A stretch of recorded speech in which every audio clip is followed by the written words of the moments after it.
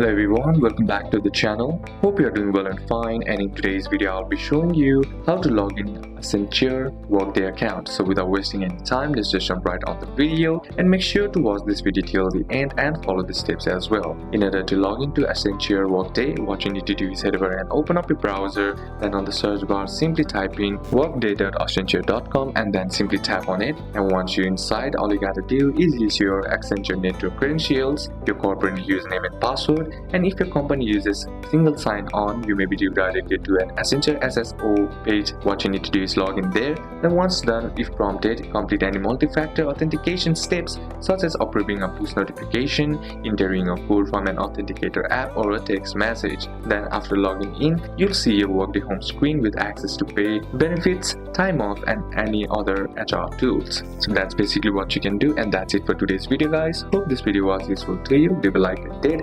Comment down any questions that you have, and see you soon on the next one.